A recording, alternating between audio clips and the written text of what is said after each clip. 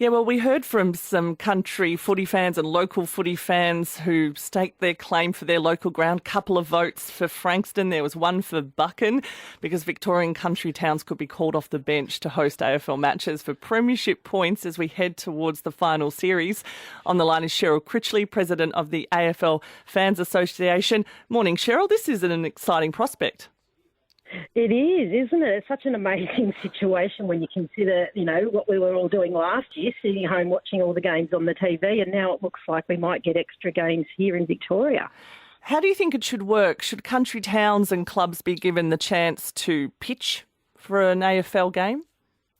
Well, I think fans would support that because they've had the pre-season games before and done a great job, and a lot of fans travel up from Melbourne and the locals get right into it. So, if they're extra games that would have been held interstate, I can't see too many people being opposed to it. We know Ballarat, Cheryl, has hosted AFL games. Are you an expert on all things country footy? Do you know any other grounds that would be genuinely suitable?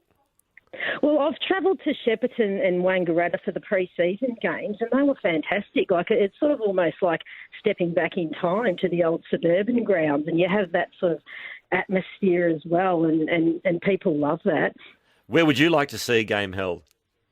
Oh, I'd probably have to vote for Wangaratta because I was actually born there and my dad used to play for Wangaratta, so it's sort of got some sentimental value. But all those grounds are great. Like, all the towns have their own benefits, like some are in picturesque areas and, near the snowfields, whatever. They've all got benefits. And I did spend a year up in Orbost too, and they had two teams up there when I was there, and they had great grounds as well, and it's in a beautiful area. So Victoria's great. We're spoilt for choice. We know that it's expensive to take a family to an AFL game, but hearing from some callers earlier, Cheryl, you can get good $2 dim sims and cheap drinks at the ground.